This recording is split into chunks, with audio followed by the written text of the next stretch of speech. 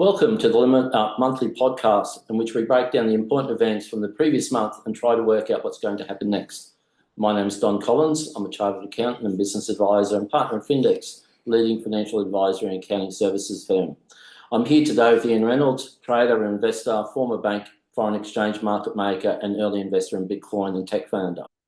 Firstly, let's take a look at what went on in the month of August. So in geopolitical events, the US and China trade truce extension was for another 90 days. US tariffs on India and other countries. So there was an extra 25% on India due to their involvement with Russian oil, and 35% on Canadian imports, which really was effectively 5%, I believe, in. And the US-Russia diplomatic engagement in Alaska occurred. In economic events, the US economic data was released for the July jobs report, which only added 73,000 jobs in July, which really was a soft outcome for the market. The US CPI was announced, which was a bit benign, and inflation remained unchanged. From the Federal Reserve, policy signals was that Jerome Powell signalled now his openness to cut interest rates, which seems to be a bit of a change of political messaging. And there an impact on that in financial markets. Ian, can you talk to those details a lot more, please? Yeah, so the context around what happened in August, price and yield-wise, are those extension to the China means we don't have any outcome from that. The extra tariffs on India has effectively, as we've seen from this weekend and we discussed later, pushed India, China and Russia together, along with North Korea. The tariffs on Canadian imports, because of the US, Mexico and Canada free trade agreement, is only effectively 5%. So all of that narrative by Trump of 35% is irrelevant. And we had the Alaska meeting, which had no results.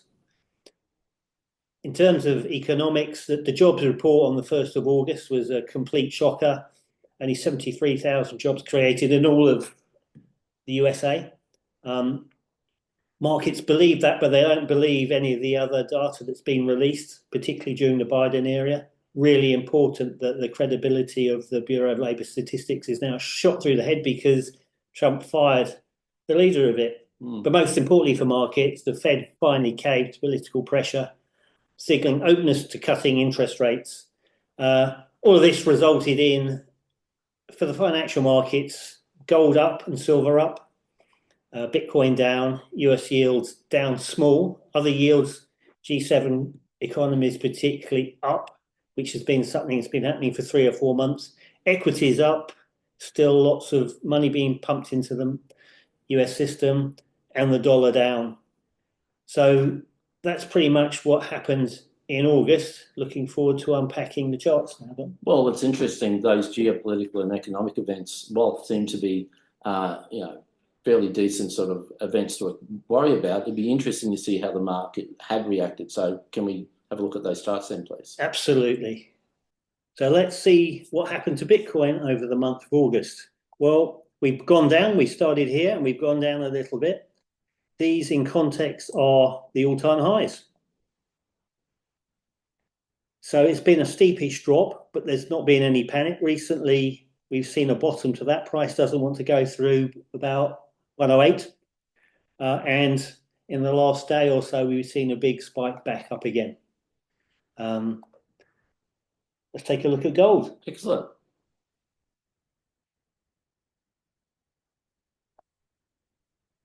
So this is probably the most interesting chart. So gold for the month is really, we started here and we've gone up, although we went up and down and then up again. You can see now we're looking at a very parabolic move as we give it more context. And this is fueled the last few days. This is more technical. We've broken above the resistance here. Yep. We've gone up to the all-time high of 5,000 years of knowing what the gold price is, supposedly. Yep. So we've broken into new territory. Big move yesterday on the back of Mr. Modi, etc., pretty much telling Trump what they thought of him. Yes. And other context as well. It's just going mad. Similarly, silver has up at $41 now. Silver's chart is always a total mess. You can see this trend line is behaving itself very nicely. So Yes. we look at, after this big move, we might drop back a bit. Over the month, it's pretty much done the same as gold, up a Yes. bit, but down a bit. Apparently, there's a big shortage in the silver market. There's been lots of block trades in gold. So $1 billion went through the GLD ETF Yep. as a single transaction off market. Yep. So there's a lot going on in physical metals, and as you can see, they're going up. Yeah, and just a question, we saw the trend of Bitcoin going slightly down, whereas gold Yep. and silver are quite the opposite. Yep. Is that people going Bitcoin is now a bit more reliable, or that we're going to traditional value of gold and silver? I think there are two different investors in Bitcoin and precious metals. Yep. So now, in dollar terms, central banks own more gold than they do US treasuries, which is a huge change in the last 5 years. I mean, the last 5 years post-COVID, COVID changed everything. And in retrospect, we're seeing this because it created so much distortion of the monetary system. Bitcoin has been going in these cycles, these 4-year cycles, ever since it existed. So it's driven by a different metric and has different buyers. So whereas retail buyers are probably the ones that are buying Bitcoin, institutions and government entities for reserve purposes are buying gold. Okay. So gold is the underlying trend, and the central banks have been doing this for 2 years at least, very much. Whereas Bitcoin is very impulsive. Yes. It's the hot money that goes into stocks and the NASDAQ and whatever. Yep. So it's driven by different metrics. And, they say that Bitcoin is the new gold. It's not, because it's a different thing. It may become a central bank government asset in due course. Yes. But currently not it's at the not. moment. Okay, interesting. We'll see how it goes in September. Yep, absolutely. Back to currencies here. The US dollar has been going up for 15 years. This is the bottom of it. That's the top of it, the trend line. But in the last 6 months, we've been hammering at the bottom of it. And until yesterday, just to hide that bar, it's all been looking very weak. Yep. In that we can't seem to regain any higher highs, and that the impulse moves here suggest a big leg down. But there is obviously long-term support here because we couldn't break down here, although we tried, and we couldn't break down here. Yes. The longer it keeps knocking on the door, the more chances it has of going down. Yes. Yesterday's move, very interesting, that gold up and the dollar up at the same time, counterintuitive, means this is driven by a large-scale buying of gold. Okay. Buy the dollars to buy the gold. Yes. Normally, the price of gold denominated in dollars would move opposite, being the intuitive maths of it, if you like. Okay. Currency otherwise just totally reacting to what the dollar's doing at the moment. Yep. Bonds, this is where all the action is, that old, dusty old market, particularly in Europe, where we have here 30-year UK government bonds clearly going higher. This is back to 30 years ago levels and in a clear uptrend. Their 10-year equivalent is coming up to, this is the Liz Truss lettuce moment. Yes. So the place where the least amount of trust was in the gilt market. Yes. And so we're getting almost back up to those levels. Yes. This is where the Bank of England has cut rates. And you can see immediately they cut rates. There's this big spike in long-term rates. Short-term down, long-term up. Implication, lack of confidence the central bank knows what it's doing. Yep. Politically motivated. Okay, not financially and not good for the market. And if you want to talk maths, if we're having to lower rates because the economy is bad, it's going to create inflation. So those longer rates and those longer rate inflation expectations go up. Yes. It's called stagflation. Yes. Interesting. And the worst possible alternative. And how does that government get out of that spiral? Well, it has to borrow its way out of it because it's been created by not being able to pay its bills. Mhm. If it can't, it has to default eventually. Right, and no government wants to default. Well, they won't get any more money, will they? So, Yes. as you know, Argentina's done a good job with that recently, as it restructured its debt properly. Yep.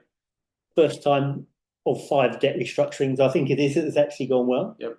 But normally, countries take decades to recover from that sort of thing. Yeah. Happened in England in 1973, had to get an IMF loan to balance out. Okay, well, let's see how they go over the next month. Yeah. So if we take a look at the US markets, you'll see particularly for August, we went higher in yield, whereas slightly less duration, that was 30 years, the 10 years, actually went higher too. The really short end of the curve went lower in expectations of that Fed meeting, but you can see everything moving higher. And if we go back to the 30 years, this is really a breakout here yesterday. And we're now going up to 5% yields. And when we get to these sort of levels, this is where the primary dealers have told the US Treasury markets will become illiquid because they're getting so many bonds sold to them, they can't get rid of them. Yes. And we're having all these massive auctions at the moment, which is primarily at the short end because they can't really effectively sell any long-term debt at the moment without pushing these yields significantly higher. So just sort of reflecting on a couple of charts here. Yep. US have got an issue coming up. The Europe and UK have an issue coming up. Yep. What does that all seem to point towards? Is more financial crisis coming up? Well, unless something happens, yes. As Comrade Powell has been telling us forever, is the US debt situation a problem?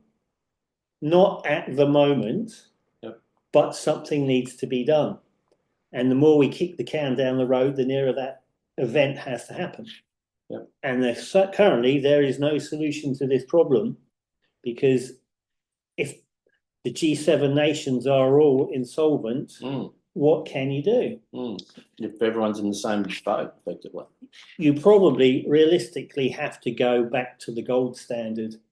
Which is why gold's being pushed up in price? No, gold is pushed up in price because the fiat system is collapsing. Yep.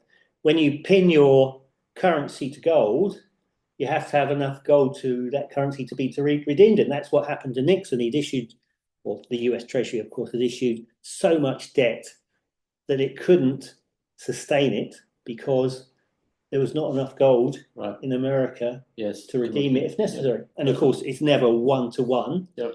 If it gets to 1-to-5, would 5% of the population redeem it? Obviously not. But when it gets to 100 or 1,000x, it's clearly not sustainable. Yep. That was the point at which the French sent a warship to New York to get their gold back from the Federal Reserve Bank of New York. So they say history repeats itself. One hopes that this won't occur. Well, we'd like it to reverse here, wouldn't we? Yes. But what would the price of gold have to be for gold to effectively cover all of the US debt? It's something like $25,000 an ounce. Right, okay. Which is 10x from here. Yes, exactly. And how do you actually support gold at that price to be able to do it? Well, it means the US Treasury via the Fed has to come in and be the buyer of last resort. I will buy it at $25,000 forever to support the price. Yep. Been done before. Sure. Can they do it again? We'll see. Absolutely. All right. Equity markets. What is the retail investor's dream? The stock market since April when we had Trump's tariff news. Retail buyers have just been pushing up and up and up. This is the long-term trend since COVID. And we broke above it. And now yesterday we crashed back into it. That doesn't look like a problem at the moment because that isn't a red candle, i.e. it ended up here. Yes. So clearly it's teetering on the brink. All market pricing is completely distorted in terms of normal metrics, because the US is printing dollars like crazy. So what does your dollar mean? It's getting continuously devalued. Therefore, can the price of a company like a house or gold go up to reflect the debasement of your currency? Well, it's not the same equation, as you know, Don, because companies generate dollars and the value of that dollar is going down. So it's not quite the same equation. Yes. But the principle of the market is that it's the debasement effect that is keeping equities higher. Okay. Sounds like there's, again, a bit of risk coming into the next month as well. But if you zoom out on the charts, it's within. People like me have been talking about this for some time. Well, for at least 5 years, right? Since COVID, and the money printing really started in earnest. That has been the story of all assets. Okay. Very interesting month. So where are we going from here? Well, quite clearly, Trump needs to get some successes, apart from staying alive for a bit longer. Yes, he is alive. Well, someone was there at that interview yesterday. Yes. Don't know who it was. But he urgently needs to get some successes to buoy these markets up. Everything he does is underpinned by the fact they need to cover that debt. Yep. And that debt is still growing. Okay. And the government, or the Congress, should I say, has just given them another $4 to $5 trillion that they can borrow without coming back again. Financial markets will find a place where it gives up on the whole game. Yep. When can that be? Can they kick the can down the road? Who knows? They're very good at doing that. Can they come in and actually support the market by buying unlimited amount of bonds at that yield? Yield curve control, governments have done it forever, did it after World War II. But when we're all doing it, It seems a bit pointless. All right. Ian, thanks for that. Very fantastic update once again. Great analysis. And look forward to what will happen over the next month. Thanks, Don. Thanks for having me. And links, as usual, in the commentary. Excellent. Thank you.